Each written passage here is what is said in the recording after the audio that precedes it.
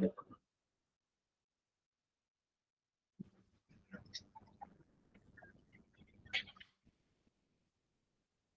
morning.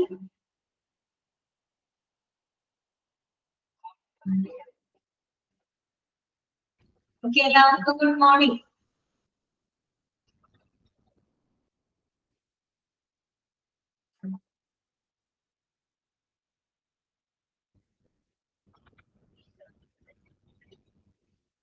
നമുക്കൊരു 2 minute wait ചെയ്യാം അല്ലെ?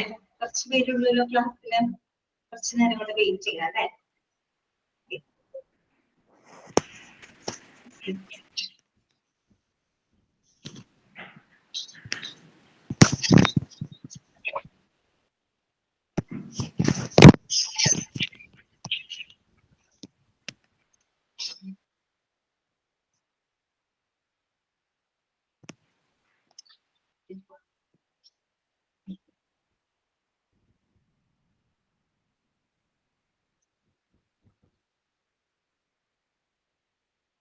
ഓക്കെ, നമുക്ക് സ്റ്റാർട്ട് ചെയ്താലോ? എല്ലാവരും റെഡിയാണോ? സ്റ്റാർട്ട് ചെയ്യാം നമുക്ക്. ഓക്കെ, കഴിഞ്ഞ ക്ലാസ്സിൽ നമ്മൾ പറഞ്ഞത് ഗോൾ സെറ്റിംഗ് തിയറിനെ പറ്റിയിട്ടാണ് അല്ലെ? ഓക്കെ, വായിച്ചു നോക്കിയുണ്ടല്ലേ ഗോൾ സെറ്റിംഗ് തിയറി? ക്ലിയർ ആയോ നിങ്ങൾക്ക്? ഒരു ഇഫക്റ്റീവ് ഗോൾ സെറ്റിംഗ് തിയറിക്ക് വേണ്ട 3 പ്രധാനപ്പെട്ട കമ്പോണന്റുകളൊക്കെ നമ്മൾ അവിടെ പഠിച്ചിരുന്നു. ഓക്കെ, വായിച്ചു നോക്കിയോ?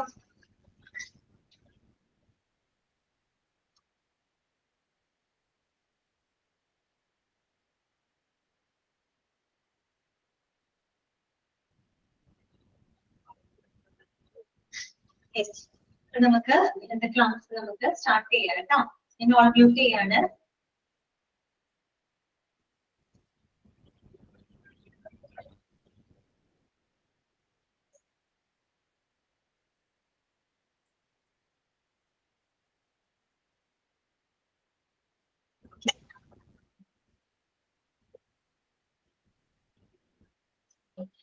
ഇന്നലെ നമ്മളെ ഗോൾ സെറ്റിംഗ് തിയറി പരിചയപ്പെട്ടു അല്ലെ?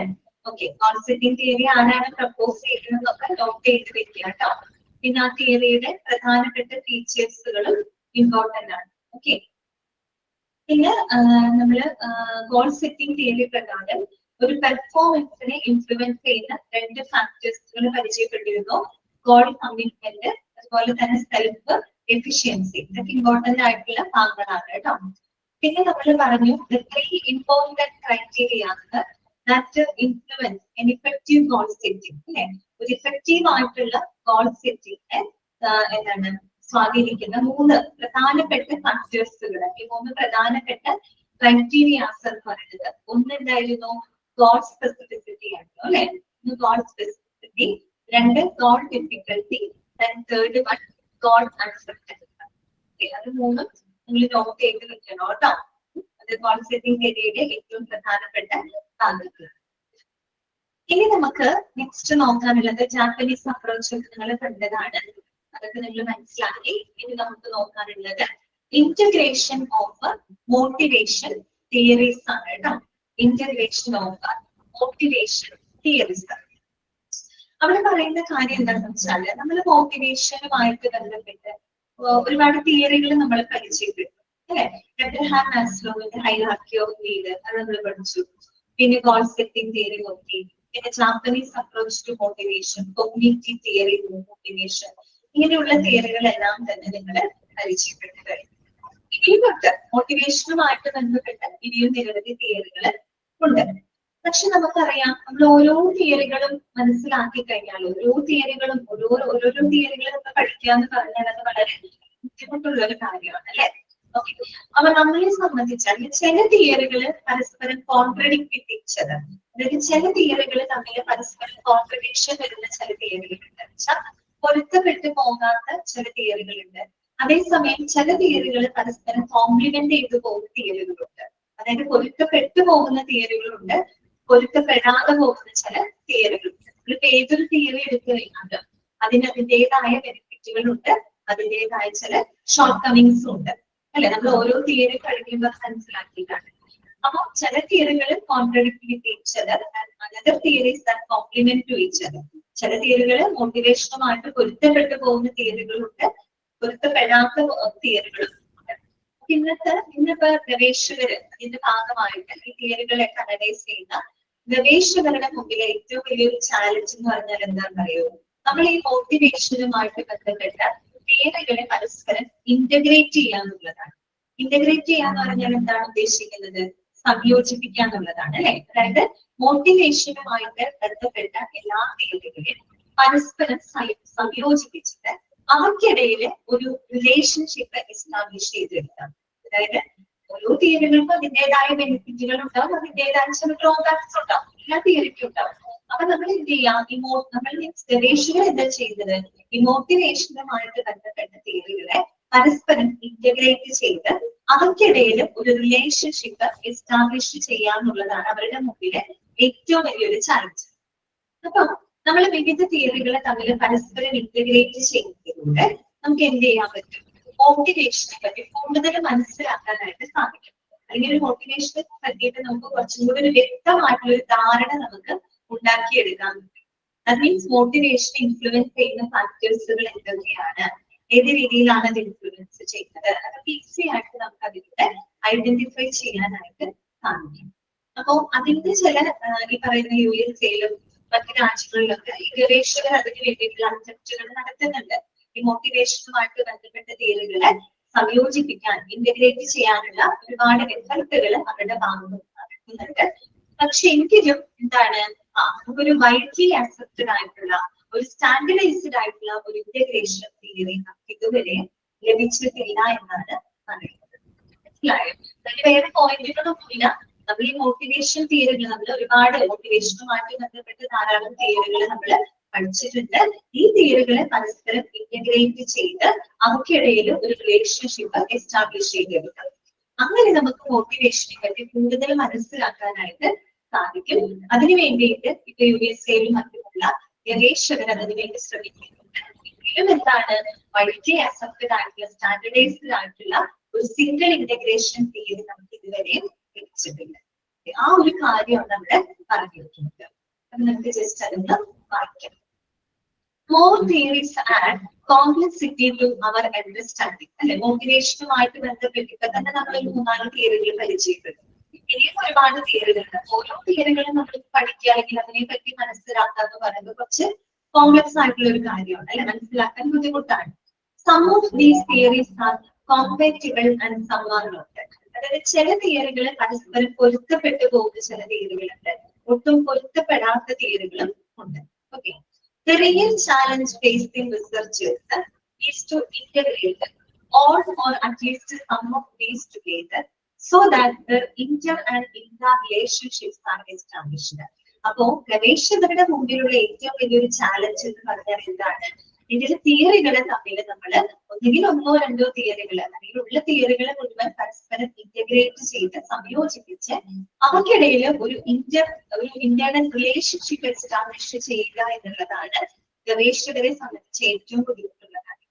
പക്ഷേ നമ്മൾ അങ്ങനെ ഇന്റഗ്രേറ്റ് ചെയ്യുന്നതിലൂടെ നമുക്ക് മോട്ടിവേഷനെ പറ്റി കുറെ കൂടെ വ്യക്തമായിട്ടുള്ള ഒരു ധാരണ നമുക്ക് ഉണ്ടാക്കിയെടുക്കാൻ പറ്റും. മോട്ടിവേഷൻ ഇൻഫ്ലുവൻസ് ചെയ്യുന്ന ഫാക്ടേഴ്സുകൾ എന്തൊക്കെയാണെന്ന് കണ്ടെത്തുന്നതിന് സാധിക്കും. Okay. This will also improve the understanding of motivation. കണ്ടോ, അങ്ങനെ ഇന്റഗ്രേറ്റ് ചെയ്യുന്നതിലൂടെ മോട്ടിവേഷനെ പറ്റിയിട്ട് കൂടുതൽ നമുക്ക് മനസ്സിലാക്കാനായിട്ട് സാധിക്കും. Certain attempts are made in USA and elsewhere. However, it has not standardized or obtained wide approval or acceptance. പക്ഷെ നമുക്ക് എന്താണ്, വൈഡ്ലി അക്സെപ്റ്റഡ് ആയിട്ടുള്ള സ്റ്റാൻഡർഡൈസ്ഡ് ആയിട്ടുള്ള ഒരു സിംഗിൾ ഇന്റഗ്രേഷൻ തിയറി നമുക്ക് ഇതുവരെയും ലഭിച്ചിട്ടില്ല. ക്ലിയർ ആയോ? അതിന്റെ വേറെ പോയിന്റുകളൊന്നും അതിനകത്ത് അറിയുന്നില്ല കേട്ടോ.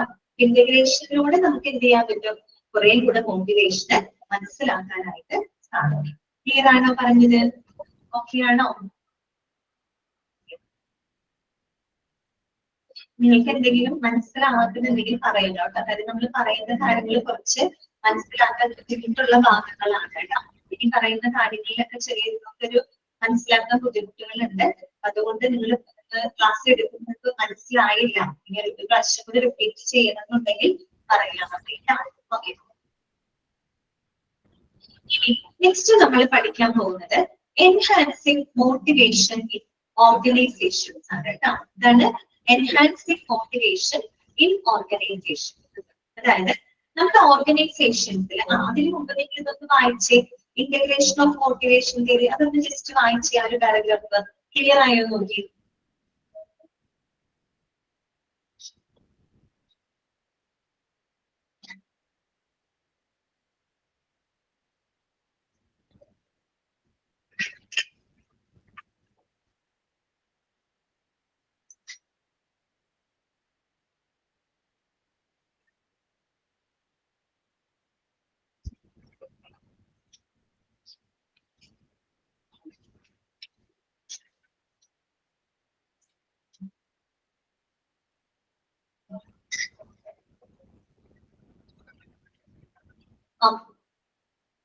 നെക്സ്റ്റ് വരുന്നതാണ് എൻഹാൻസിങ് മോട്ടിവേഷൻ ഇൻ ഓർഗനൈസേഷൻസ് കേട്ടോ. നമ്മൾ ഒരു ഓർഗനൈസേഷന്റെ എംപ്ലോയീസിനെ മോട്ടിവേറ്റ് ചെയ്യാനായിട്ട് നമുക്ക് ചെയ്യാവുന്ന കാര്യങ്ങൾ എന്തൊക്കെയാണ്? നമ്മളൊരു ഓർഗനൈസേഷനുമായിട്ട് ബന്ധപ്പെട്ടാണ് പറയുന്നത്. സ്ഥാപനത്തിൽ വർക്ക് ചെയ്യുന്ന എംപ്ലോയീസിനെ നല്ല രീതിയിൽ മോട്ടിവേറ്റ് ചെയ്യാനായിട്ട് എന്തൊക്കെ കാര്യങ്ങൾ നമുക്ക് ഫോളോ ചെയ്യാനായിട്ട് പറ്റും? ഓക്കെ, ശ്രദ്ധിക്കാം. Managers trying to enhance the motivation of their employees can, of course, draw on any of the theories described above. They may, in practice, adopt specific interventions derived from one or more theories, or they may implement motivation through the organization's reward system. The organization can boost motivation through the following methods. അതായത് ഒരു എംപ്ലോയീസിന്, ഈ മാനേജർമാർക്ക് എംപ്ലോയീസിനെ motivate ചെയ്യാനായിട്ട് ശ്രമിക്കുന്ന എല്ലാ മാനേജേഴ്സിനും നമ്മൾ നേരത്തെ പറഞ്ഞ ഏതെങ്കിലും തിയറികൾ അവർക്ക് ഉപയോഗിക്കാം. മോട്ടിവേഷനുമായിട്ട് ബന്ധപ്പെട്ട് കുറെ തിയറികളൊക്കെ നമ്മൾ പരിചയപ്പെട്ടു അല്ലെ? അപ്പോ ഈ പറയുന്ന എംപ്ലോയീസിനെ മോട്ടിവേറ്റ് ചെയ്യാൻ ശ്രമിക്കുന്ന മാനേജർമാർക്ക് നമ്മൾ പറഞ്ഞിട്ടുള്ള ഏതെങ്കിലും തിയറികൾ വേണമെങ്കിൽ അവർക്ക് ഉപയോഗപ്പെടുത്താം. പക്ഷെ പലപ്പോഴും നമ്മളത് പ്രായോഗികമായിട്ട് ഉപയോഗിക്കുമ്പോൾ ഇവരെന്താ ചെയ്യാന്ന് വെച്ചാൽ ഒന്നോ അതിലധികമോ തിയറികളിൽ നിന്നും ഡിറൈവ് ചെയ്തിട്ടുള്ള ഒരു കൺസെപ്റ്റ് ഉപയോഗിച്ചിട്ടാണ് മാനേജേഴ്സ് എന്ത് ചെയ്യുന്നത്? എംപ്ലോയീസിനെ മോട്ടിവേറ്റ് ചെയ്യുന്നത്. അത് നേരത്തെ ഒരു കാര്യം പറഞ്ഞു അല്ലെ? ഓരോ തിയറിയും നമ്മൾ എടുക്കുകയാണെങ്കിൽ അതിന് അതിൻ്റെതായ ചില ബെനിഫിറ്റുകൾ ഉണ്ട്, ഡ്രോബാക്ക് ഉണ്ട്. ഇപ്പൊ ഒരൊറ്റ തിയറി മാത്രം ഉപയോഗിച്ച് നമ്മൾ മോട്ടിവേറ്റ് ചെയ്യണമെന്നില്ല. ഒരുപാട് തിയറികളുണ്ട് അല്ലെ? ആ എല്ലാ തിയറികളുടെയും നല്ല വശങ്ങൾ മാത്രം നമുക്ക് വേണമെങ്കിൽ എടുത്തിട്ട് അങ്ങനെ നമുക്ക് എംപ്ലോയീസിനെ മോട്ടിവേറ്റ് ചെയ്യും അല്ലെ? അതാണ് നമ്മൾ പറയുന്നത്. നമ്മൾ പ്രാക്ടിക്കലി ഉപയോഗിക്കുമ്പോൾ, പ്രായോഗികമായിട്ട് നമ്മൾ ഉപയോഗപ്പെടുത്തുമ്പോൾ ഒന്നോ അതിലധികമോ തിയറികളിൽ നിന്നും ഡിറൈവ് ചെയ്തിട്ടുള്ള ഒരുപാട് ആശയങ്ങൾ ഉണ്ടായിരിക്കും, നല്ല നല്ല ആശയങ്ങൾ ഉണ്ടായിരിക്കും. അത് ഉപയോഗിച്ചുകൊണ്ട് മാനേജേഴ്സിനെ എന്ത് ചെയ്യാം? മോട്ടിവേറ്റ് ചെയ്യാവുന്നതാണ്. അതുകൂടാതെ they may influence motivation through the organization's reward system. അത് കൂടാണ്ട് നല്ലൊരു റിവാർഡ് സിസ്റ്റത്തിലൂടെ നല്ലൊരു പ്രതിഫലം കൊടുത്തുകൊണ്ട് നമുക്ക് എന്ത് ചെയ്യാൻ പറ്റും? എംപ്ലോയീസിനെ മോട്ടിവേറ്റ് ചെയ്യാനായിട്ട് സാധിക്കും. രണ്ട് രീതിയിൽ മോട്ടിവേറ്റ് ചെയ്യാം. എങ്ങനെയൊക്കെയാണ്? ഒന്ന്, നമ്മൾ മോട്ടിവേഷനുമായിട്ട് ബന്ധപ്പെട്ട തിയറികളിൽ നിന്നും ഡിറൈവ് ചെയ്തിട്ടുള്ള പുതിയ നല്ല ആശയങ്ങളെ പുറത്തിറക്കിക്കൊണ്ട് അവരെ നമുക്ക് വേണമെങ്കിൽ മോട്ടിവേറ്റ് ചെയ്യാം അല്ലെ? അതുകൂടാതെ നമുക്ക് നല്ലൊരു റിവാർഡ് സിസ്റ്റത്തിലൂടെ നല്ലൊരു പ്രതിഫലം കൊടുത്തുകൊണ്ട് നമുക്ക് എന്ത് ചെയ്യാൻ പറ്റും? എംപ്ലോയീസിനെ മോട്ടിവേറ്റ് ചെയ്യാനായിട്ട് സാധിക്കും. ഓക്കെ, അപ്പൊ ഇവിടെ പറയുന്നത് the organisation can boost motivation through the following method. ഇനി പറയുന്ന മെത്തേഡുകൾ ഉപയോഗിച്ച് ഒരു ഓർഗനൈസേഷന് അവരുടെ എംപ്ലോയീസിനെ മോട്ടിവേറ്റ് ചെയ്യാനായിട്ട് സാധിക്കും. അതിനൊരു ഓർഗനൈസേഷനെ എംപ്ലോയീസിനെ മോട്ടിവേറ്റ് ചെയ്യാനായിട്ട് അവർക്ക് സ്വീകരിക്കാവുന്ന സ്റ്റെപ്സുകൾ അല്ലെങ്കിൽ മെത്തേഡുകൾ എന്തൊക്കെയാണ്? അതാണ് ഇനി നമ്മൾ പരിചയപ്പെടാനായിട്ട് പോകുന്നത്. ഓക്കെ, അപ്പൊ നമുക്ക് ഓരോന്ന് എന്തൊക്കെയാണ് നോക്കാം. ഫസ്റ്റ് വൺ വരുന്നത് എന്താണ്? Humanise the work environment, respect the need to treat each employee as an individual. ഒന്നാമത്തെ കാര്യം humanise the work environment. Humanise the work environment എന്ന് പറഞ്ഞാൽ എന്താണ്? തൊഴിൽ അന്തരീക്ഷം മാനുഷികമാക്കി മാറ്റുക. എന്താണ് അവിടെ ഉദ്ദേശിക്കുന്ന കാര്യം? അതായത് ഓരോ എംപ്ലോയീസിനെ അവരെ വാല്യൂ ചെയ്യുന്ന, അവരെ റെസ്പെക്ട് ചെയ്യുന്ന, അല്ലെങ്കിൽ അവരെ വ്യക്തികളായിട്ട് പരിഗണിക്കുന്ന രീതിയിൽ ഒരു തൊഴിൽ അന്തരീക്ഷം ക്രിയേറ്റ് ചെയ്യുക. അതാണ് അവിടെ ഉദ്ദേശിക്കുന്നത്. മനസ്സിലായോ? ഹ്യൂമനൈസ് ദ വർക്ക് എൻവയോൺമെന്റ് എന്ന് പറഞ്ഞാൽ ഇവിടെ എന്താണ് മീൻ ചെയ്യുന്നത്?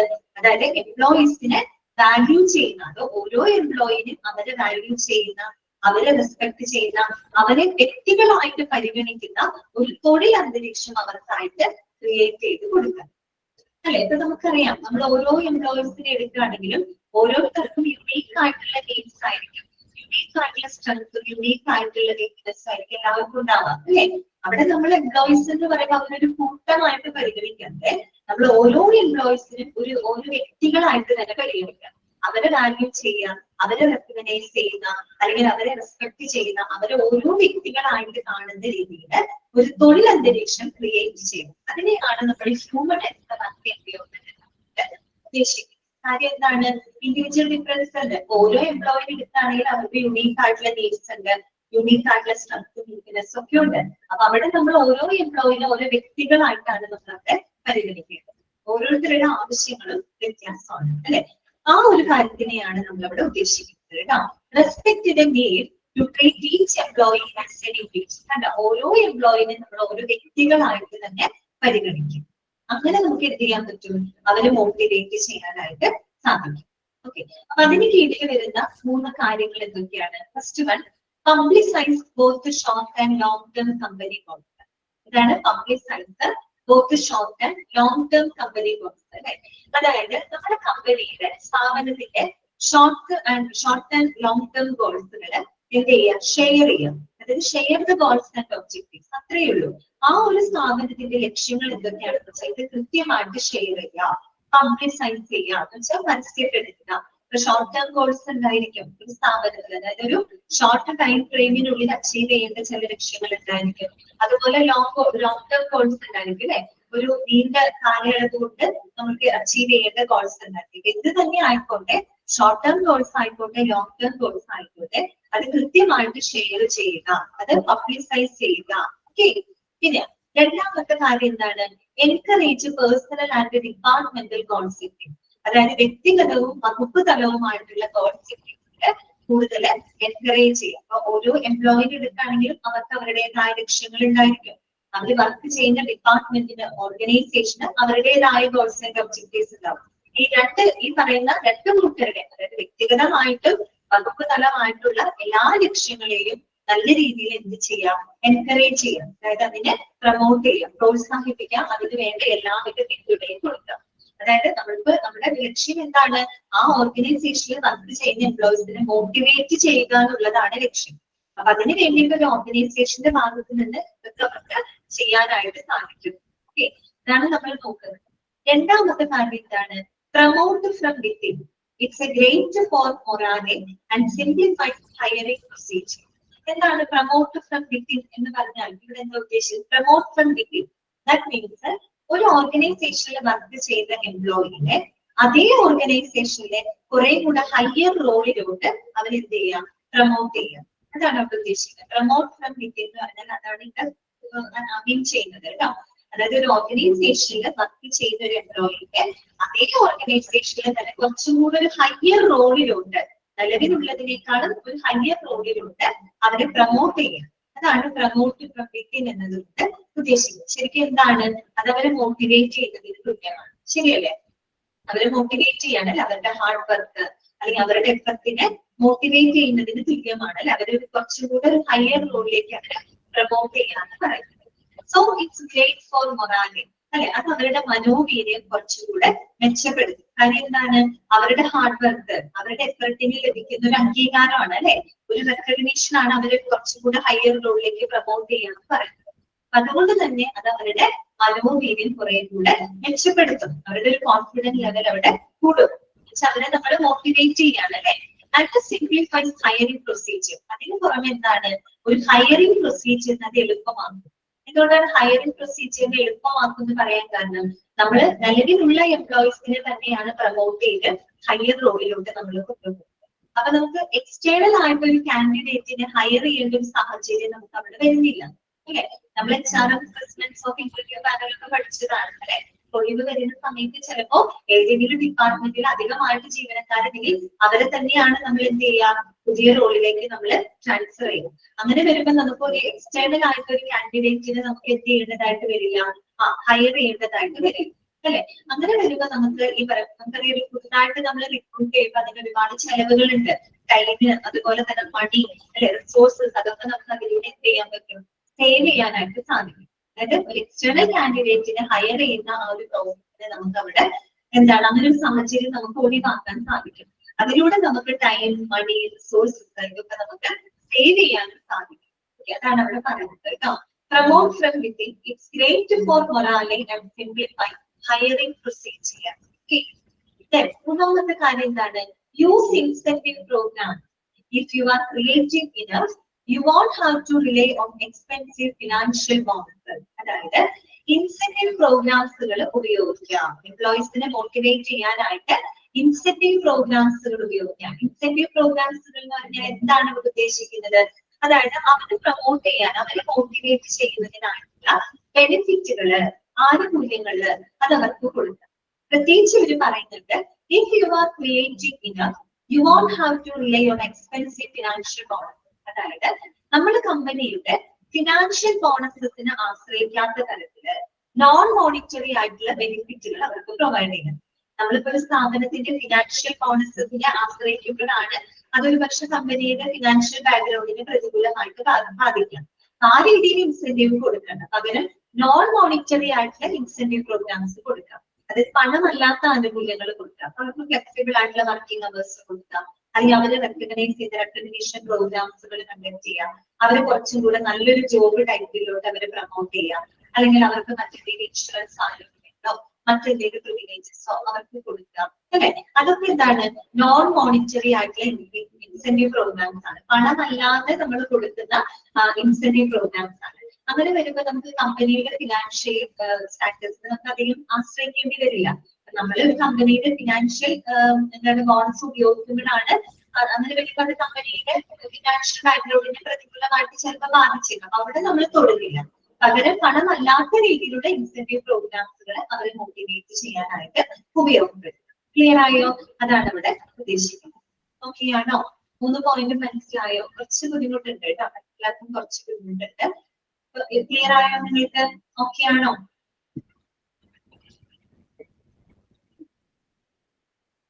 Second point. Okay, second point എന്താണ്? Promote from within, it's great for morale and simplifies the hiring procedure. Promote from within എന്ന് പറഞ്ഞാല് ഒരു ഓർഗനൈസേഷനിൽ വർക്ക് ചെയ്യുന്ന എംപ്ലോയിനെ നിലവിലുള്ള പോസ്റ്റിൽ നിന്ന് അതേ കുറച്ചും കൂടി ഹയർ റോളിലോട്ട് അവരെന്ത് ചെയ്യാം, പ്രൊമോഷൻ കൊടുക്കാം. നിലവിൽ ഇപ്പൊ അവർ ഇരിക്കുന്ന ഒരു പൊസിഷൻ ഏതാണോ, ആ ജോബ് റോൾ എന്താണോ, അതിൽ നിന്ന് കുറച്ചും കൂടെ ഹയർ റോളിലോട്ട്, കുറച്ചും കൂടെ നല്ലൊരു പോസ്റ്റിലോട്ട് അവരെ പ്രൊമോട്ട് ചെയ്യാം. അപ്പൊ അങ്ങനെ പ്രൊമോട്ട് ചെയ്യുന്നതിലൂടെ നമ്മൾ എന്താ ചെയ്യുന്നത്, അവരെ മോട്ടിവേറ്റ് ചെയ്യാണ്, അല്ലെ? അവരുടെ ഹാർഡ് വർക്ക് അല്ലെങ്കിൽ അവരുടെ എഫർട്ടിനെ നമ്മൾ എന്ത് ചെയ്യാണ്, മോട്ടിവേറ്റ് ചെയ്യാണ്. അപ്പം അങ്ങനെ മോട്ടിവേറ്റ് ചെയ്യുമ്പോൾ അത് അവരുടെ മനോവീര്യം കുറച്ചും കൂടെ മെച്ചപ്പെടുത്തും, അല്ലെ? അവരുടെ കോൺഫിഡൻസ് ലെവൽ കൂട്ടാൻ പറ്റും. അത് മാത്രമല്ല, നമുക്ക് പുറമേ നിന്നൊരു കാൻഡിഡേറ്റിനെ റിക്രൂട്ട് ചെയ്യുന്ന ആ ഒരു പ്രോസസ്സിനെ നമുക്ക് ഒഴിവാക്കാൻ പറ്റും. കാര്യം അവിടെ തന്നെയുള്ള എംപ്ലോയിനെയാണ് നമ്മൾ കുറച്ചും കൂടെ നല്ല പൊസിഷനിലേക്ക് പ്രൊമോട്ട് ചെയ്ത് വിടുന്നത്. അപ്പൊ എന്ത് ചെയ്യേണ്ട, നമുക്ക് പുതുതായിട്ടൊരു കാൻഡിഡേറ്റിനെ റിക്രൂട്ട് ചെയ്യേണ്ട ഒരു ആവശ്യം വരുന്നില്ല.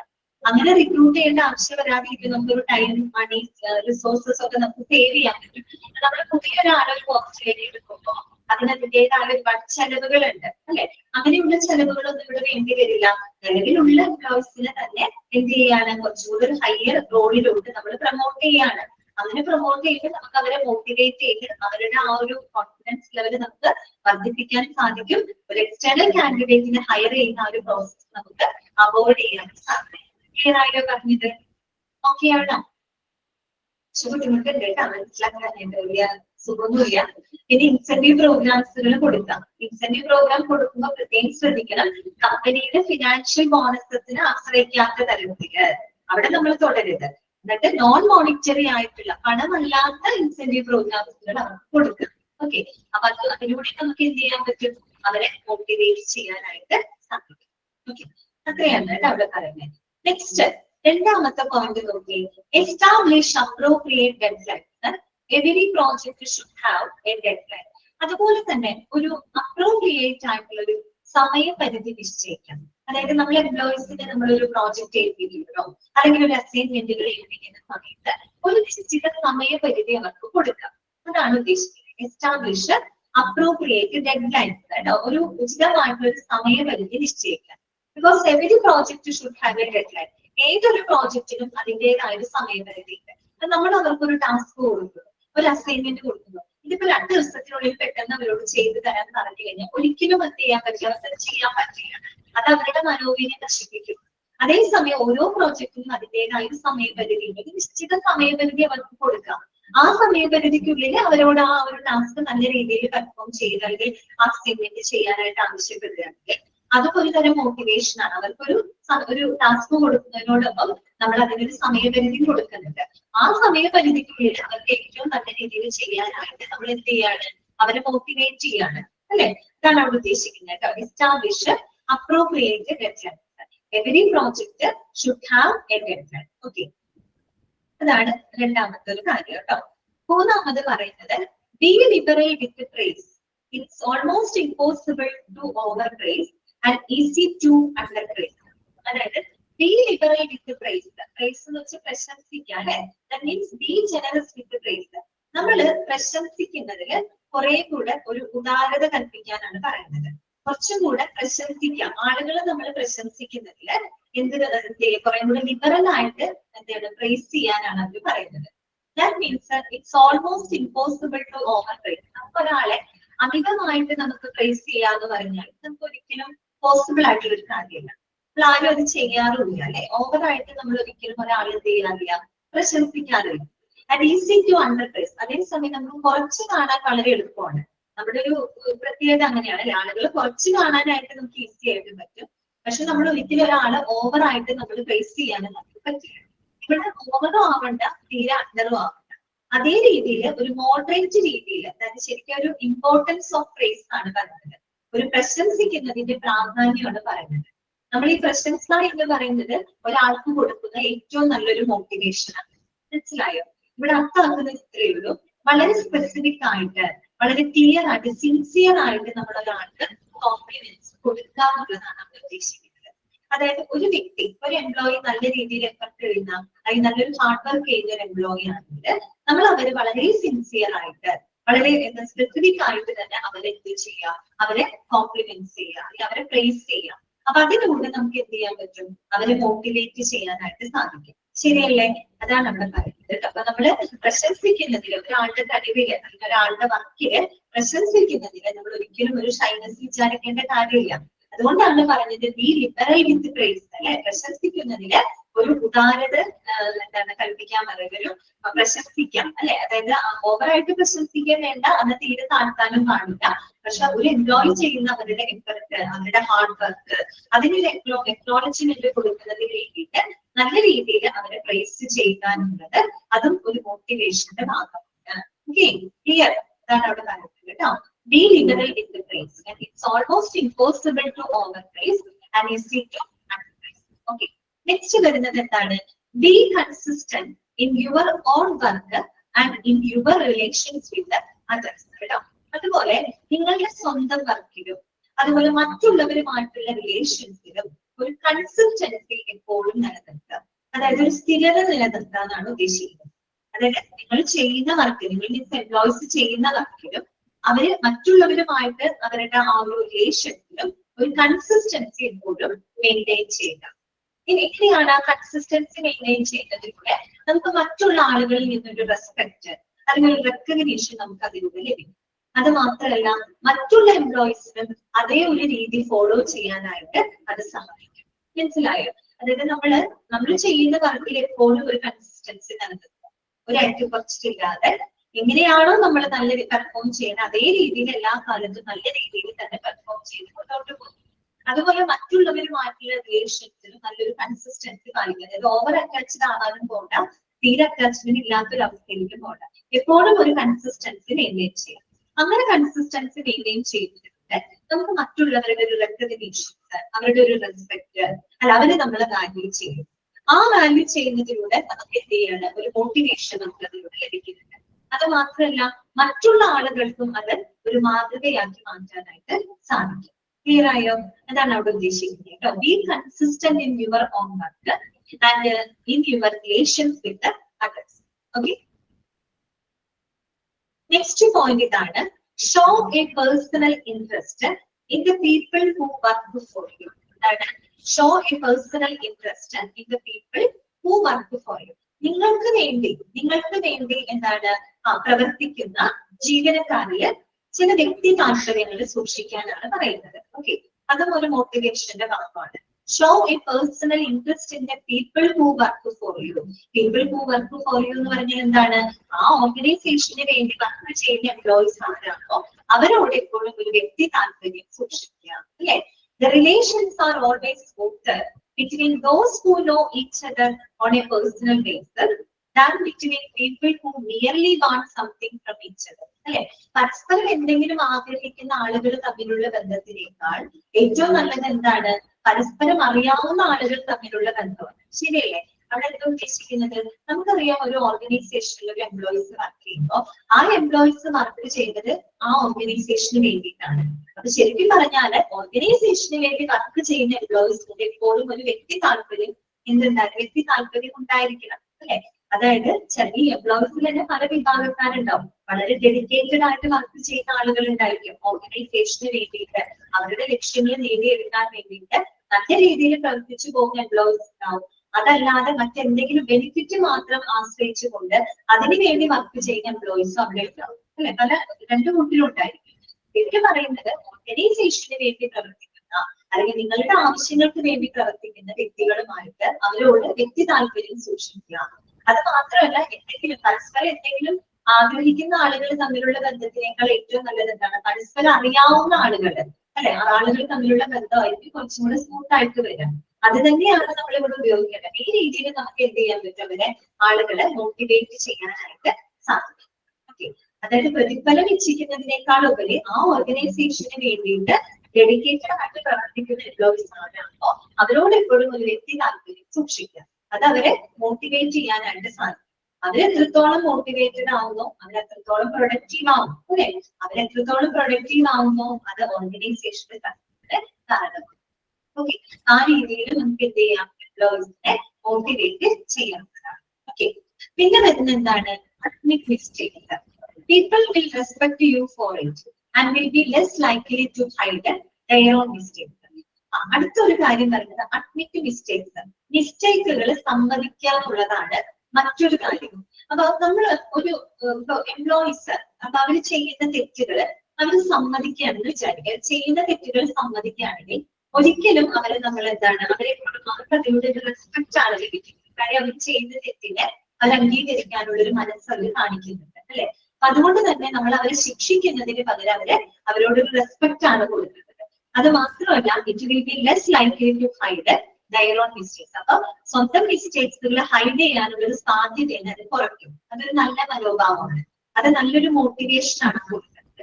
അവരൊരു തെറ്റ് ചെയ്തു, ആ തെറ്റ് അവർ സമ്മതിച്ചു. അപ്പൊ നമ്മൾ അതിന് ശിക്ഷിക്കുകയല്ല വേണ്ടത്. പകരം നമ്മൾ എന്ത് ചെയ്യാണ്? അവരോടൊരു റെസ്പെക്ട് കാണിക്കാം. ആ ഒരു റെസ്പെക്ട് കൊടുക്കുന്നതിലൂടെ നമ്മൾ അവരെ മോട്ടിവേറ്റ് ചെയ്യാണ്. അതായത് പിന്നീട് ഇങ്ങനെ വരുമ്പോൾ നമ്മൾ മോട്ടിവേറ്റ് ചെയ്യുന്നതിലൂടെ സ്വന്തം മിസ്റ്റേക്കുകള് ഹൈഡ് ചെയ്യാനുള്ള ആ ഒരു സാഹചര്യം നമുക്ക് അവിടെ അവോയ്ഡ് ചെയ്യാനായിട്ട് പറ്റും. അങ്ങനെ ഒരു കൾച്ചർ ഡെവലപ്പ് ചെയ്തിട്ടുണ്ട്. ആ രീതിയിൽ നമുക്ക് എന്ത് ചെയ്യാൻ പറ്റും? എംപ്ലോയിനെ മോട്ടിവേറ്റ് ചെയ്യാനായിട്ട് സാധിക്കും. ലാസ്റ്റ് വരുന്നത് എന്താണ്? Don't whitewash unpleasant assignments. Unpleasant ആയിട്ടുള്ള ചില സാഹചര്യങ്ങളെ ഒരിക്കലും വെള്ളപൂശി കാണിക്കാതിരിക്കുക. എന്താണ് അവിടെ ഉദ്ദേശിക്കുന്നത്? അതായത് ഇപ്പൊ നമ്മൾ എംപ്ലോയീസിന് എന്തെങ്കിലും ഒരു ടാസ്ക് കൊടുക്കുകയാണ്, അല്ലെങ്കിൽ എന്തെങ്കിലും ഒരു അസൈൻമെന്റ്സ് കൊടുക്കുകയാണെന്ന് ഇരിക്കട്ടെ. ആ അസൈൻമെന്റ്സ് ചെയ്യുന്ന സമയത്ത് പലതരത്തിലുള്ള അൺപ്ലസന്റ് ആയിട്ടുള്ള പല സാഹചര്യങ്ങളും പക്ഷെ ഫേസ് ചെയ്യേണ്ടതായിട്ട് വന്നേക്കാം, അല്ലെ? എന്ന് പറഞ്ഞാൽ നമ്മൾ പുറത്ത് ഡിസ്ക്ലോസ് ചെയ്യാൻ ആഗ്രഹിക്കാത്ത പല കാര്യങ്ങളും അതിനകത്ത് നടന്നിട്ടുണ്ടാവും. പക്ഷെ അത്തരം കാര്യങ്ങൾ ഒരിക്കലും ഹൈഡ് ചെയ്യാതെ ഒളിച്ചു വെക്കാതെ അതെന്ത് ചെയ്യാം? ട്രാൻസ്പാരന്റ് ആയിട്ട്, ഓണസ്റ്റ് ആയിട്ട്, സ്ട്രെയിറ്റ് ഫോർവേഡ് ആയിട്ട് തുറന്നു പറയാനുള്ള ഒരു മനോഭാവം അതിനു വേണ്ടി അവരെ മോട്ടിവേറ്റ് ചെയ്യും. അതാണ് അവിടെ പറഞ്ഞിട്ടുള്ളത്. Don't whitewash unpleasant assignments. അതായത് നമുക്ക് അൺപ്ലസന്റ് ആയിട്ടുള്ള സാഹചര്യത്തിലെ ഒരു കാരണവശാലും വെള്ളപൂശി കാണിക്കേണ്ട, അത് ഹൈഡ് ചെയ്യേണ്ട. അത് ഓണസ്റ്റ് ആയിട്ട്, ട്രാൻസ്പാരന്റ് ആയിട്ട്, സ്ട്രെയിറ്റ് ഫോർവേഡ് ആയിട്ട് എന്താണെന്നുള്ളത് പുറത്തേക്ക് പറയാം. അങ്ങനെയുള്ളൊരു മനോഭാവത്തിനെ മോട്ടിവേറ്റ് ചെയ്ത് കൊടുക്കുക. എന്താണ് അവിടെ ഉദ്ദേശിക്കുന്നത്? അതായത് prepare subordinates for them well in advance. അതിന് വേണ്ടിയിട്ട് അവർക്ക് അങ്ങനെയുള്ള പ്രശ്നങ്ങൾ വന്നാലും അത് ട്രാൻസ്പാരന്റ് ആയിട്ട് പുറത്തു പറയാനുള്ള ഒരു മനോഭാവത്തിലേക്ക് സബോർഡിനേറ്റ്സിനെ ചെയ്യാം, പ്രിപ്പയർ ചെയ്ത് വെക്കുക. അഡ്വാൻസ് ആയിട്ട് അവരെ അങ്ങനെ ഒരു മനോഭാവത്തിലൂടെ അവരെ തയ്യാറാക്കുക. അതോടൊപ്പം തന്നെ offer what support you can, അവർക്ക് ആവശ്യമായിട്ടുള്ള എല്ലാ സപ്പോർട്ടുകളും കൊടുക്കുക. അവർക്ക് ആവശ്യമായ സപ്പോർട്ട്, ഗൈഡൻസ്, അസിസ്റ്റൻസ് എല്ലാം അവർക്ക് വേണ്ടി കൊടുക്കുക എന്നുള്ളതാണ്. ക്ലിയർ ആയിട്ട് പറഞ്ഞത്. നമ്മൾ ഇത്രയും പറഞ്ഞത് എന്താണ്? ഒരു ഓർഗനൈസേഷന് അവരുടെ എംപ്ലോയീസിനെ മോട്ടിവേറ്റ് ചെയ്യാനുള്ള മെത്തേഡുകളാണ് നമ്മൾ പറഞ്ഞത്. ഓക്കെ, എന്തൊക്കെ മെത്തേഡുകളാണ് നമ്മൾ പറഞ്ഞത്? ഒന്ന് ഹ്യൂമനൈസ് ദ വർക്ക് എൻവയോൺമെന്റ്. കാര്യം മനസ്സിലായോ? അതായത് എംപ്ലോയീസിനെ അവരെ വാല്യൂ ചെയ്യുന്ന, അവരെ റെസ്പെക്ട് ചെയ്യുന്ന, അവരെ വ്യക്തികളായിട്ട് പരിഗണിക്കുന്ന ഒരു തൊഴിൽ അന്തരീക്ഷം ക്രിയേറ്റ് ചെയ്യുക. അങ്ങനെ നമുക്ക് അവരെ മോട്ടിവേറ്റ് ചെയ്യാൻ പറ്റും അല്ലെ? അതിൽ വരുന്ന കാര്യങ്ങളാണ് കമ്പനിയുടെ ഷോർട്ട് ടേം ഗോൾസുകൾ എന്താണ്, ലോങ് ടേം ഗോൾസ് എന്താണെന്ന് എംപ്ലോയീസ് ആയിട്ട് ഷെയർ ചെയ്യുക. അവരുടെ പേഴ്സണൽ ആയിട്ടുള്ള ഡിപ്പാർട്ട്മെന്റൽ ഗോൾസ് അവരെ എൻകറേജ് ചെയ്യുക. അതുപോലെ തന്നെ പ്രമോട്ട് ഫ്രം വിത്തിൻ, അതായത് അവിടെ നിലവിലുള്ള എംപ്ലോയീസിനെ കുറച്ചും കൂടി ഹയർ റോളിലൂടെ അവരെ പ്രമോട്ട് ചെയ്യുക. അങ്ങനെ പ്രമോട്ട് ചെയ്യുന്നതിലൂടെ നമുക്ക് അവരുടെ മനോവീര്യം മെച്ചപ്പെടുത്താനും അതിലൂടെ നമുക്ക് ആ ഹയറിംഗ് പ്രോസസ്സ് കുറെ കൂടെ സിംപ്ലിഫൈ ചെയ്യാനായിട്ട് സാധിക്കും. അതുപോലെ ആ ഒരു കമ്പനിയുടെ ഫിനാൻഷ്യൽ ബോണസസിനെ ആശ്രയിക്കാതെ നോൺ മോണിറ്ററി ആയിട്ടുള്ള ഇൻസെന്റീവ് പ്രോഗ്രാംസുകൾ നടത്താം. അങ്ങനെ നമുക്ക് അവരെ മോട്ടിവേറ്റ് ചെയ്യാനായിട്ട് സാധിക്കും. പിന്നെ ഏതൊരു അസൈൻമെന്റ്സ് കൊടുക്കുമ്പോഴും അതിനൊരു നിശ്ചിത സമയപരിധി നിശ്ചയിച്ചുകൊണ്ട് കൊടുക്കാം. ഓക്കെ, അതുപോലെ തന്നെ പ്രൈസിംഗിൽ ഒരു ഇമ്പോർട്ടൻസ് ഉണ്ട് അല്ലെ? അവർ ചെയ്യുന്ന കാര്യങ്ങൾക്ക് അവരെ പ്രൈസ് ചെയ്യാം. പ്രൈസ് ചെയ്യുന്നതിൽ ഒരിക്കലും ഒരു മടി വിചാരിക്കേണ്ട കാര്യമില്ല അല്ലെ? അതും ഒരു മോട്ടിവേഷൻ ആണ് അല്ലെ? അതുപോലെ അവരുടെ വർക്കിൽ മറ്റുള്ളവരുമായിട്ടുള്ള റിലേഷൻഷിപ്പിൽ ഒരു കൺസിസ്റ്റൻസി മെയിൻറ്റെയിൻ ചെയ്യുന്നതിന് വേണ്ടിയിട്ട് അവരെ സഹായിക്കാം. ഓക്കെ, അപ്പൊ അതിലൂടെ അവർക്ക് എന്ത് ചെയ്യാൻ പറ്റും? അങ്ങനെ നമുക്ക് അവരെ മോട്ടിവേറ്റ് ചെയ്യാനായിട്ട് പറ്റും. അതുപോലെ ഓർഗനൈസേഷന് വേണ്ടി വർക്ക് ചെയ്യുന്ന എംപ്ലോയീസിന് വ്യക്തിപരമായിട്ടുള്ള താല്പര്യങ്ങൾ കാണിക്കാം. അതുപോലെ മിസ്റ്റേക്സുകൾ അഡ്മിറ്റ് ചെയ്യാനുള്ള ഒരു മനോഭാവം ഉണ്ടാക്കിയിട്ടുണ്ടെങ്കിൽ അവര് ആ ഒരു മിസ്റ്റേക്കുകൾ അഡ്മിറ്റ് ചെയ്ത് കഴിഞ്ഞാൽ അതിനെ ശിക്ഷിക്കുന്നതിന് പകരം അതിനെ റെസ്പെക്ട് ചെയ്യാം. അങ്ങനെ റെസ്പെക്ട് ചെയ്യുന്നതിലൂടെ നമ്മൾ എന്ത് ചെയ്യണം? അവരെ മോട്ടിവേറ്റ് ചെയ്യാണ് അല്ലെ? അവരെ മോട്ടിവേറ്റ് ചെയ്യണം. അതുപോലെ തന്നെ അവർക്ക് എന്ത് അസൈൻമെന്റ്സ് കൊടുക്കും, ആ അസൈൻമെന്റിൽ ഉണ്ടാവുന്ന അൺപ്ലസന്റ് ആയിട്ടുള്ള സിറ്റുവേഷനിലെ ഹൈഡ് ചെയ്യാതെ ട്രാൻസ്പാരന്റ് ആയിട്ട് പുറത്തു പറയാനുള്ള ഒരു മനോഭാവത്തിലൂടെ അവരെ തയ്യാറാക്കുക. അത് മാത്രമല്ല അവർക്ക് അതിന് വേണ്ട എല്ലാവിധ പിന്തുണകളും ഓർഗനൈസേഷന്റെ കൊടുക്കും. ഈ ഒരു രീതിയിൽ ഓർഗനൈസേഷൻ എന്ത് ചെയ്യാൻ പറ്റും? അവിടുത്തെ എംപ്ലോയീസിനെ മോട്ടിവേറ്റ് ചെയ്യാനായിട്ട് സാധിക്കും. ക്ലിയർ ആയോ പറഞ്ഞ കാര്യങ്ങള്? ഓക്കെ ആണോ? ക്ലിയർ ആണോ? ഒന്ന് ജസ്റ്റ് കാണിച്ചു നോക്കേ, ജസ്റ്റ് ഒന്ന് കാണിച്ചു നോക്കേ.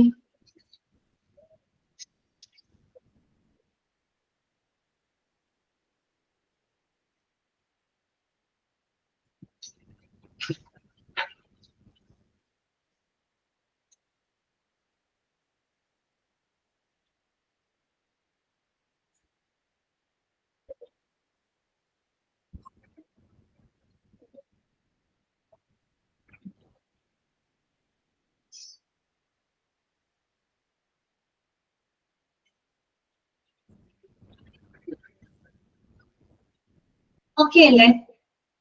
ക്ലിയർ ആണല്ലോ എല്ലാവർക്കും? നെക്സ്റ്റ് നമുക്ക് അടുത്ത നോക്കാം, managerial approaches for important motivation. ഇപ്പൊ നമ്മൾ നേരത്തെ പഠിച്ചത് ഒരു ഓർഗനൈസേഷന് അവരുടെ എംപ്ലോയീസിനെ മോട്ടിവേറ്റ് ചെയ്യാൻ ഫോളോ ചെയ്യാവുന്ന കാര്യങ്ങളാണ് നമ്മൾ നേരത്തെ പഠിച്ചത്. ഇനി നമ്മൾ പഠിക്കാൻ പോകുന്നത് മാനേജർമാർക്ക് അവരുടെ എംപ്ലോയീസിനെ മോട്ടിവേറ്റ് ചെയ്യാനായിട്ട് എന്തൊക്കെ മെത്തേഡുകൾ അവർക്ക് ഫോളോ ചെയ്യാമെന്നാണ് ഇനി നമ്മൾ നോക്കാൻ പോകുന്നത് കേട്ടോ. ഓക്കെ, അപ്പൊ ശ്രദ്ധിക്കാം.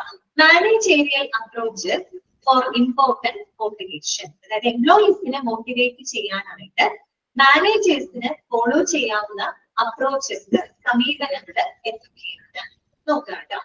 There are several approaches that can help managers inspire workers to perform more effectively. However, two methods have been especially effective. One is linking pay to job performance. Linking alla no, linking nade. Linking, okay, linking pay to job performance and quality of work-life program. അതായത് ഒരു മാനേജറിന് അവരുടെ എംപ്ലോയീസിനെ motivate ചെയ്യാനായിട്ട് സഹായിക്കുന്ന ഒരുപാട് approaches ഉണ്ട്. പക്ഷേ ഈ ഒരുപാട് അപ്രോച്ചസ് ഉണ്ട്. ആ അപ്രോച്ചസിൽ ഏറ്റവും ഇഫക്റ്റീവ് ആയിട്ട് എംപ്ലോയീസിനെ ഏറ്റവും ഇഫക്റ്റീവ് ആയിട്ടുള്ള രീതിയിൽ അവരെ മോട്ടിവേറ്റ് ചെയ്യാൻ സഹായിക്കുന്ന രണ്ട് മെത്തേഡുകളാണ് നമുക്ക് പരിചയപ്പെടാനുള്ളത്. ഏതൊക്കെയാണ് രണ്ട് മെത്തേഡ്? ഒന്ന് linking pay to job performance. Linking pay to job performance എന്ന് പറഞ്ഞു കഴിഞ്ഞാൽ ഒരു എംപ്ലോയി ആ ജോലിയിൽ എത്രത്തോളം കോൺട്രിബ്യൂട്ട് ചെയ്യുന്നുണ്ട് അതിനനുസരിച്ച് അവർക്ക് ഒരു പേയ്മെന്റ് കൊടുക്കുക. അതായത് അവർ ചെയ്യുന്ന അവരുടെ പെർഫോമൻസിനനുസരിച്ച് അവർക്ക് ഒരു പ്രതിഫലം കൊടുക്കുക. ഓക്കെ, അതൊരു നല്ല മാർഗമാണ്. പിന്നെ എന്താണ് quality of work life programmes. Quality of work life programmes എന്ന് പറഞ്ഞു കഴിഞ്ഞാൽ ഒരു എംപ്ലോയിയുടെ ഒരു total quality of life improve ചെയ്യുന്നതിന് ആവശ്യമായിട്ടുള്ള എല്ലാവിധ സപ്പോർട്ടുകളും കൊടുക്കുക. അതും എന്താണ് മറ്റൊരു മാർഗം. രണ്ട് രീതിയിൽ മാനേജേഴ്സിന് എംപ്ലോയീസിനെ മോട്ടിവേറ്റ് ചെയ്യാം. ഏറ്റവും എഫക്റ്റീവ് ആയിട്ടുള്ള രീതിയിൽ മോട്ടിവേറ്റ് ചെയ്യാൻ പറ്റുന്ന രണ്ട് കാര്യങ്ങളാണ്. ഒന്ന് linking pay to job performance, രണ്ട് quality of work life program. Linking pay to job performance എന്ന് പറഞ്ഞാൽ ഒരു എംപ്ലോയിയുടെ പെർഫോമൻസിനനുസരിച്ച് കൊണ്ട് അവർക്ക് എന്ത് കൊടുക്കാം, റിവാർഡ് കൊടുക്കാം, അല്ലെങ്കിൽ അവർക്ക് ഒരു പേയ്മെന്റ് കൊടുക്കാം. അല്ലെ, അതൊരു നല്ല മാർഗമാണ്. അതുകൂടാതെ അവരുടെ ആ ഒരു ഒരു എംപ്ലോയിനെ സംബന്ധിച്ച് അവരെ മോട്ടിവേറ്റ് ചെയ്യാനായിട്ട് അവരുടെ ആ ഒരു total quality of work life, അവരുടെ ആ ഒരു ജോലി സംബന്ധമായിട്ടുള്ള കാര്യങ്ങളിൽ ഒരു നല്ലൊരു സ്റ്റാൻഡേർഡ്, നല്ലൊരു നിലവാരം വെച്ച് അവരുടെ ആ നിലവാരം മെച്ചപ്പെടുത്താനായിട്ട് അവർക്ക് ആവശ്യമായിട്ടുള്ള എല്ലാവിധ സപ്പോർട്ടുകളും കൊടുക്കുക. ഓക്കെ, അങ്ങനെ രണ്ട് കാര്യങ്ങളാണ് അവിടെ പറയുന്നത്. ഇനി നോക്കാം, the following steps to promote intrinsic motivation. ഇനി എന്താണ് ഇൻട്രിൻസിക് മോട്ടിവേഷൻ എന്ന് പറഞ്ഞാല്? ഇൻട്രിൻസിക് എന്ന് പറഞ്ഞാല് that means the motivation that comes from within. ഒരു വ്യക്തിയുടെ ഉള്ളിൽ നിന്ന് തന്നെ ഉണ്ടാകുന്ന മോട്ടിവേഷനെയാണ് നമ്മൾ ഇൻട്രിൻസിക് മോട്ടിവേഷൻ അഥവാ നമ്മളൊക്കെ വേണമെങ്കിൽ സെൽഫ് മോട്ടിവേഷൻ എന്ന് പറയും. പുറത്തുനിന്ന് ഒരാള് എൻകറേജ് ചെയ്തിട്ടല്ല, നമ്മൾ സ്വമേധയാ മോട്ടിവേറ്റഡ് ആയിട്ട് സെൽഫ് മോട്ടിവേറ്റഡ് ആയിട്ട് നമ്മൾ എന്ത് ചെയ്യാണ്, പ്രവർത്തിക്കുകയാണ്. അതിനെയാണ് നമ്മൾ ഇൻട്രിൻസിക് മോട്ടിവേഷൻ എന്നിട്ട് ഉദ്ദേശിക്കുന്നത്. മോട്ടിവേഷൻ എന്താണ്? The motivation that arise from within. ഒരു വ്യക്തിക്ക് അതായത് സ്വന്തമായിട്ട് ഉള്ളിൽ നിന്ന് തന്നെ വരുന്ന ആ ഒരു മോട്ടിവേഷനെയാണ് നമ്മൾ ഇൻട്രിൻസിക് മോട്ടിവേഷൻ എന്നതുകൊണ്ട് ഉദ്ദേശിക്കുന്നത്. ഇനി ഇവിടെ എന്താ പറയുന്നത്? The following steps promote intrinsic motivation. താഴെ പറയുന്ന മെത്തേഡുകൾ, സ്റ്റെപ്സുകൾ ഉപയോഗിച്ച് നമുക്ക് ഇൻട്രിൻസിക് മോട്ടിവേഷനെ ഇൻഫ്ലുവൻസ് ചെയ്യാനായിട്ട് പറ്റും. അതായത് ഒരു വ്യക്തിയെ സെൽഫ് മോട്ടിവേറ്റഡ് ആക്കാനായിട്ട് എന്തൊക്കെ മെത്തേഡുകളാണ് നമുക്ക് ഫോളോ ചെയ്യാനായിട്ട് സാധിക്കുക? എന്തൊക്കെ മെത്തേഡുകളാണ് നോക്കിയേ. ഫസ്റ്റ് വൺ, ഈ പോയിന്റുകൾ ഒന്ന് മനസ്സിലാക്കുക കേട്ടോ. First point, organisation behaviour modification. അതാണ് ഓർഗനൈസേഷൻ ബിഹേവിയർ മോഡിഫിക്കേഷൻ. അതായത് നമ്മുടെ ഓർഗനൈസേഷന്റെ ഭാഗത്ത് എംപ്ലോയീസിന്റെ ബിഹേവിയറിൽ ഒരു ഡിസൈറബിൾ ചേഞ്ച് ഉണ്ടാകുന്ന തരത്തില് ഓർഗനൈസേഷനിൽ ചില മോഡിഫിക്കേഷൻസ് വരുത്താം. മനസ്സിലായോ?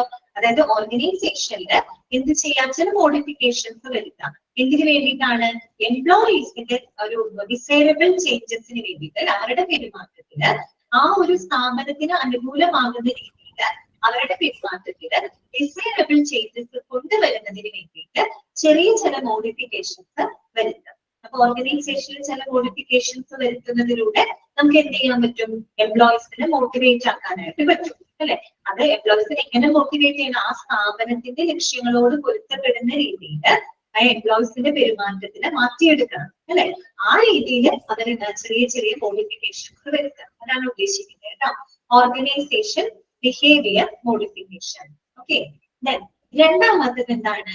Management by objectives. അത് നമ്മൾ ഇന്നലെ പറഞ്ഞതാണ്. MBO, മാനേജ്മെന്റ് ബൈ ഒബ്ജക്റ്റീവ്സ് എന്ന് പറഞ്ഞാൽ എന്താണ്?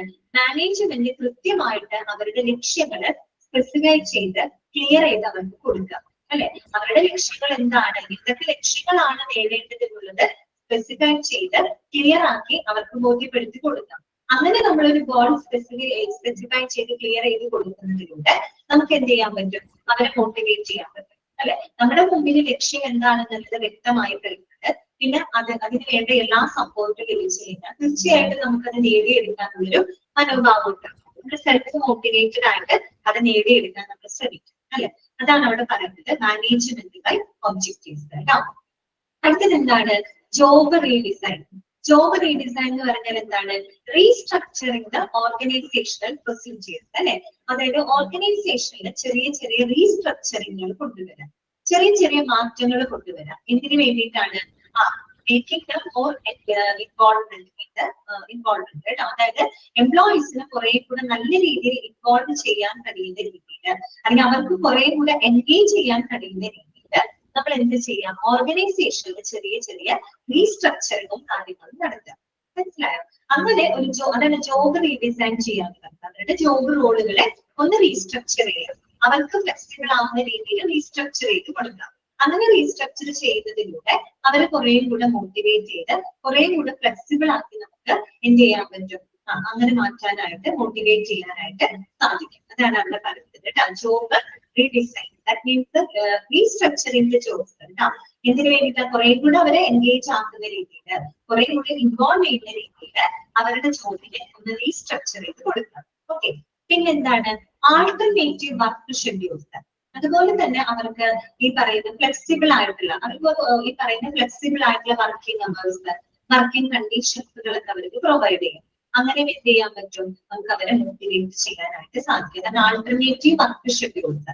നിലവിൽ ചെയ്യുന്ന വർക്ക് ഷെഡ്യൂളിന്റെ ആൾട്ടർനേറ്റീവ് ആയിട്ട് ചെറിയ ഫ്ലെക്സിബിൾ ആയിട്ടുള്ള ചില വർക്കിംഗ് അവേഴ്സ്, വർക്കിംഗ് കണ്ടീഷൻസുകളൊക്കെ അവർക്ക് പ്രൊവൈഡ് ചെയ്യാൻ പറ്റും കേട്ടോ. ഓക്കെ, അങ്ങനെയും നമുക്ക് അവരെ മോട്ടിവേറ്റ് ചെയ്യാനായിട്ട് പറ്റും. പിന്നെ വരുന്നത് എന്താണ്, workers participation in management. Workers participation in management, അതായത് മാനേജ്മെന്റിന്റെ തീരുമാനങ്ങളിൽ ആരെയും കൂടെ പാർട്ടിസിപ്പേറ്റ് ചെയ്യില്ല, ഈ പറയുന്ന എംപ്ലോയീസിനെ കൂടെ പാർട്ടിസിപ്പേറ്റ് ചെയ്യും. അതും എന്താണ്, അവരെ മോട്ടിവേറ്റ് ചെയ്യാണ് അല്ലെ. നമ്മൾ നേരത്തെ അത് ഇവിടെ പറഞ്ഞിട്ടുണ്ട്, നമ്മുടെ ഒരു മോട്ടിവേഷൻ തിയറിയുടെ ഭാഗത്ത് നമ്മൾ പറഞ്ഞിട്ടുണ്ട് അല്ലെ. അതായത് മാനേജ്മെന്റ് തീരുമാനങ്ങൾ എടുക്കുമ്പോൾ ആ തീരുമാനങ്ങളിൽ കോൾ സെറ്റിംഗ് തിയറിയിൽ പറഞ്ഞൊരു കാര്യമാണ്, അവരെ മാറ്റി നിർത്തുന്നില്ല അല്ലെ. എംപ്ലോയീസിനെയും കൂടെ നമ്മൾ ആ തീരുമാനങ്ങളുടെ പങ്കാളികളാക്കുന്നത്. ശരിക്കും പറഞ്ഞു കഴിഞ്ഞാൽ അവരെ റെക്കഗ്നൈസ് ചെയ്യുന്നതിന് തുല്യമാണ്. അത് അവർക്ക് കൊടുക്കുന്ന ഒരു മോട്ടിവേഷൻ ആണ്. മനസ്സിലായല്ലോ? അപ്പൊ ഈ രീതിയിലൊക്കെ നമുക്ക് എന്ത് ചെയ്യാൻ പറ്റും, ഇൻട്രിൻസിക് മോട്ടിവേഷനെ പ്രൊമോട്ട് ചെയ്യാനായിട്ട് സാധിക്കും. ഇതൊക്കെയാണ് ഒന്ന് ഓർഗനൈസേഷൻ ബിഹേവിയർ മോഡിഫിക്കേഷൻ, അതായത് എംപ്ലോയീസിന്റെ ബിഹേവിയറിൽ ഒരു ഡിസൈറബിൾ ചേഞ്ച് ഉണ്ടാക്കുന്ന രീതിയിൽ ചെറിയ ചെറിയ മോഡിഫിക്കേഷൻസ് കൊണ്ടുവരിക. പിന്നെ മാനേജ്മെന്റ് ബൈ ഒബ്ജക്റ്റീവ്സ് എന്ന് പറഞ്ഞാൽ ഈ പറയുന്ന മാനേജ്മെന്റിന്റെ ലക്ഷ്യങ്ങൾ എന്തൊക്കെയാണ് കൃത്യമായിട്ട് വ്യക്തമാക്കി കൊടുക്കാം എംപ്ലോയീസിന്. അതിലൂടെ നമുക്ക് അവരെ മോട്ടിവേറ്റ് ചെയ്യാം. പിന്നെ ജോബ് റീഡിസൈൻ ആണ്. That means the restructuring the jobs, making them more involved. അവരെ കുറെ കൂടെ ഇൻവോൾവഡ് ആക്കുന്ന രീതിയിൽ, കുറെ കൂടെ എൻഗേജ്ഡ് ആക്കുന്ന രീതിയിൽ അവരുടെ ജോബ് റോളുകളെ ഒന്ന് റീസ്ട്രക്ചർ ചെയ്യുക. പിന്നെ ആൾട്ടർനേറ്റീവ് വർക്ക് ഷെഡ്യൂൾ, നിലവിലുള്ള വർക്ക് ഷെഡ്യൂളിന് ആനുപാതികമായിട്ട് അതിന് സമാന്തരമായിട്ട് കുറച്ചും കൂടെ ഫ്ലെക്സിബിൾ ആയിട്ടുള്ള വർക്കിംഗ് അവേഴ്സ്, വർക്കിംഗ് കണ്ടീഷൻസുകൾ അവർക്ക് പ്രൊവൈഡ് ചെയ്യാം. അങ്ങനെ നമുക്ക് അവരെ മോട്ടിവേറ്റ് ചെയ്യാൻ. പിന്നെ എന്താണ്, വർക്കേഴ്സ് പാർട്ടിസിപ്പേഷൻ ഇൻ മാനേജ്മെന്റ്, മാനേജ്മെന്റിന്റെ തീരുമാനങ്ങളിൽ എംപ്ലോയീസിനെ പാർട്ടിസിപ്പേറ്റ് ചെയ്യിക്കുക. ഓക്കെ, ഈ രീതിയിൽ നമുക്ക് എന്ത് ചെയ്യാൻ പറ്റും, ഇൻട്രിൻസിക് മോട്ടിവേഷനെ പ്രൊമോട്ട് ചെയ്യാനായിട്ട് സാധിക്കും. ക്ലിയർ ആയോ? ഓക്കെ ആണോ?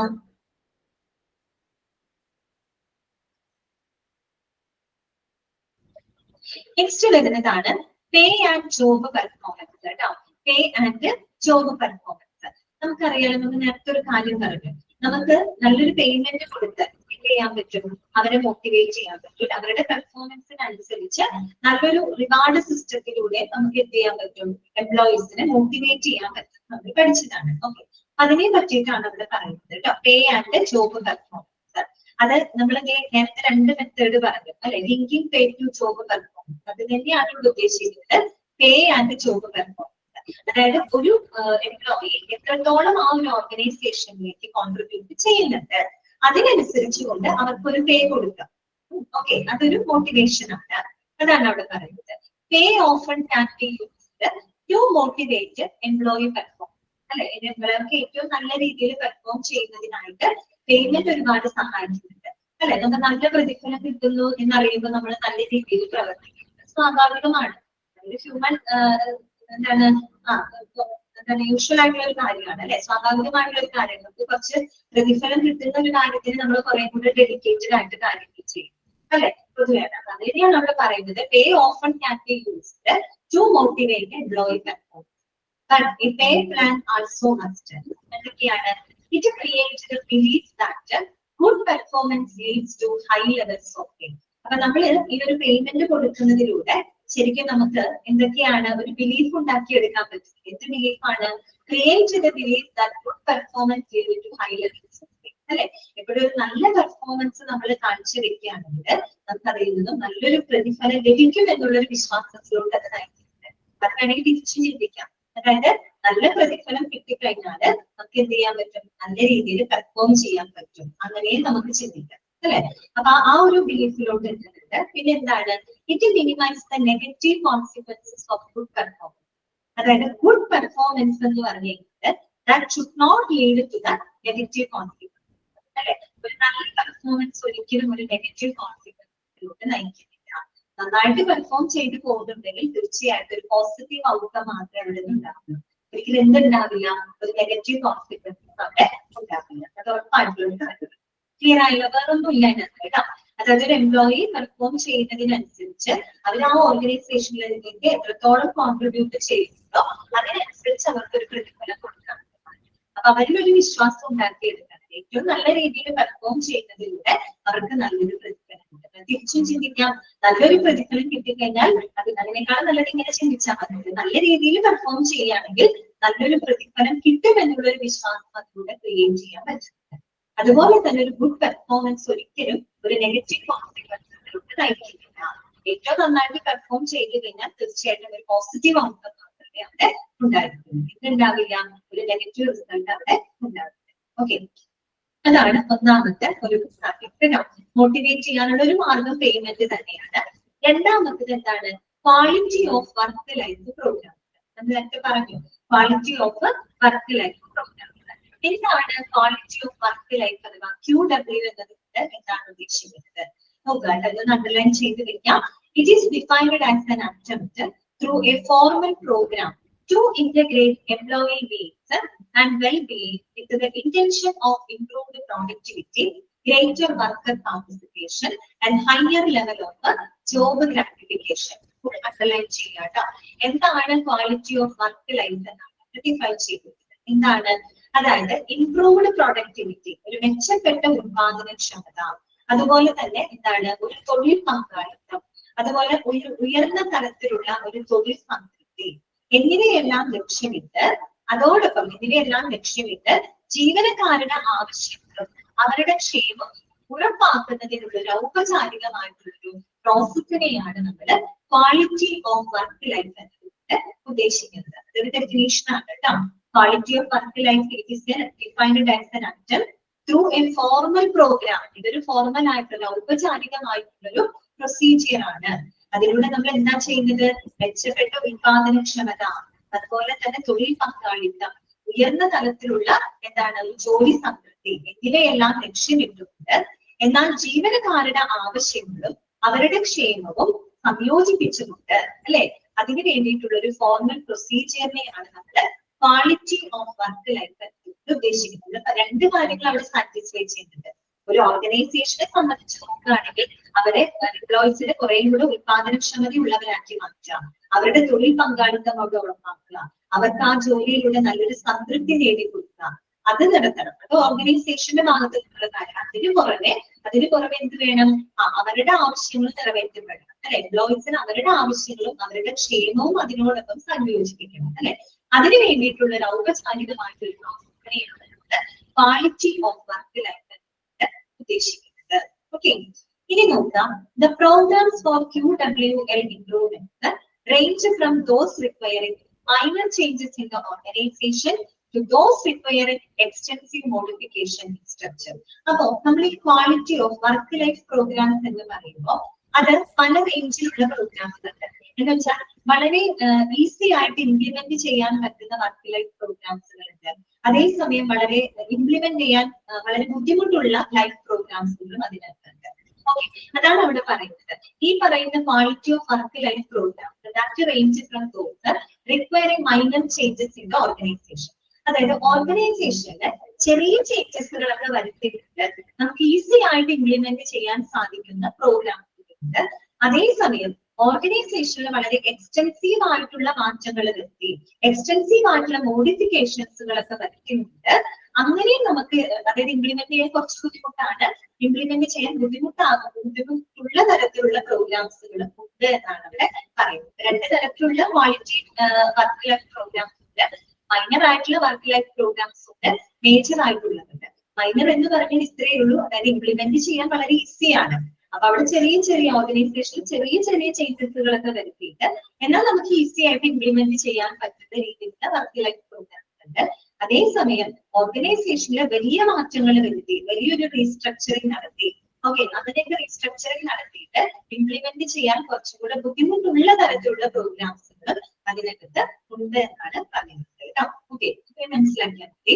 പിന്നെ പറയുന്നത് the 3 types of quality work life programs are quality circles, use of alternative work schedules, ഒരെണ്ണം കൂടിയുണ്ട് ജോബ് റീഡിസൈൻ.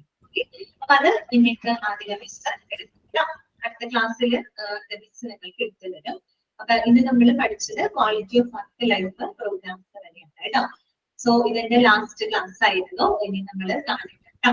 അപ്പോ നിങ്ങൾ നന്നായിട്ട് പഠിക്കാം. ഞാൻ ജസ്റ്റ് കൺഫ്യൂസ് ചെയ്യാൻ കേട്ടോ. ഇന്നത്തെ ക്ലാസ്സിൽ നിങ്ങൾക്ക് എന്തെങ്കിലും ഡൗട്ടുകൾ ഉണ്ടെങ്കിൽ ചോദിക്കാം. ഓക്കെ, ഇവിടുത്തെ കാര്യങ്ങൾ കുറച്ച് മനസ്സിലാക്കാൻ ബുദ്ധിമുട്ടുള്ള ഭാഗങ്ങളാണ് കേട്ടോ. അപ്പോ ഞാൻ നിങ്ങൾ എല്ലാവരും നന്നായിട്ട് പഠിക്കുക കേട്ടോ. നല്ല രീതിയിലൊക്കെ പഠിക്കാം. പിന്നെ നല്ലൊരു ജോലിയിൽ എത്തണ വരെ മാക്സിമം നിങ്ങൾ ട്രൈ ചെയ്തുകൊണ്ടിരിക്കുക കേട്ടോ. പിന്നെ നിങ്ങൾക്ക് വേണ്ടി ഞാൻ ആത്മാർത്ഥമായിട്ട് പ്രാർത്ഥിക്കാം.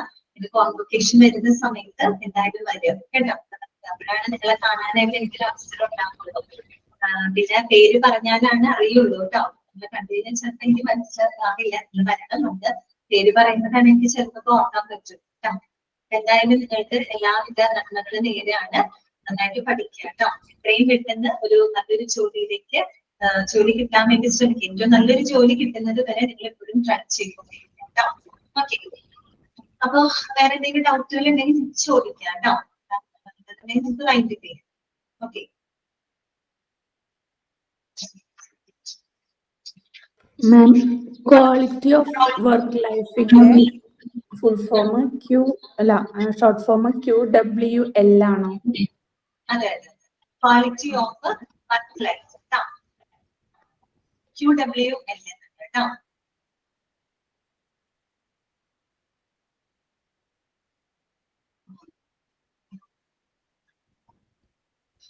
മിക്കവാറും ഈ ഒരു വെള്ളിയാഴ്ചയോട് കൂടി നിങ്ങളുടെ പോർഷൻസ് ഒക്കെ കംപ്ലീറ്റ് ആണ് കേട്ടോ. അപ്പൊ ബാക്കിയുള്ള കുറച്ചൊരു ഭാഗം കൂടെ ഉള്ളൂ. അത് അതിനെ മിസ് എടുത്തു കേട്ടോ. ഓക്കെ, മിസ്സിന്റെ ഒരു ക്ലാസ് വരുന്നുണ്ടല്ലോ. എക്സാം ഈ മന്ത് ഉണ്ടാവും. എക്സാമിന്റെ കാര്യങ്ങൾ നിങ്ങൾ അറിയിക്കൂ കേട്ടോ. ഓഫീസിൽ നിന്ന് അറിയിക്കും കേട്ടോ. ഓക്കെ, അതിനെപ്പറ്റി നമുക്ക് ഇൻഫർമേഷൻ കിട്ടിയിട്ടില്ല. എല്ലാ കാര്യങ്ങളും നിങ്ങളുടെ ക്ലാസ് റൂമിൽ അറിയിക്കും കേട്ടോ. അപ്പോ എല്ലാവർക്കും ക്ലാസ് ഒക്കെ മനസ്സിലായെന്ന് വിചാരിക്കുന്നു. എന്തായാലും PHയുടേതായ ഒരു കുറച്ച് ബുദ്ധിമുട്ടുണ്ടാവും അറിയാലോ നിങ്ങൾക്ക്. എന്റെ മാക്സിമം ഞാൻ ശ്രമിച്ചിട്ടുണ്ട്. നിങ്ങൾക്ക് 30ലെ കുട്ടികളോടാണ് കേട്ടോ പറയുന്നത്. 30ലെ പിള്ളേരെ ഞാൻ ഡിപ്ലോമയിൽ പഠിപ്പിച്ചിട്ടില്ല. അവർക്ക് കുഴപ്പമൊന്നും ഉണ്ടായിട്ടില്ല എന്ന് വിചാരിക്കുന്നു കേട്ടോ. എല്ലാവർക്കും ക്ലാസ്സുകൾ ക്ലിയർ ആയിരുന്നല്ലോ. ഓക്കെ അല്ലേ? ഓക്കെ, നിങ്ങളുടെ ഒരു സപ്പോർട്ട് ഉള്ളത് കൊണ്ടാണ് എനിക്കും നല്ല രീതിയിൽ മുന്നോട്ട് പോകാൻ പറ്റിയത്. അപ്പൊ നിങ്ങളോട് താങ്ക്സ് പറയാണ്. നന്നായിട്ട് പഠിക്കുക കേട്ടോ. എല്ലാവിധ നന്മകളും ഉണ്ടാകട്ടെ. ഞാൻ ആത്മാർത്ഥമായിട്ട് പ്രാർത്ഥിക്കാം കേട്ടോ. കോൺവൊക്കേഷൻ വരുമ്പോൾ നമുക്ക് കാണാം കേട്ടോ. ഓക്കെ എന്നാ ശരി. Thank you. Thank you ma'am.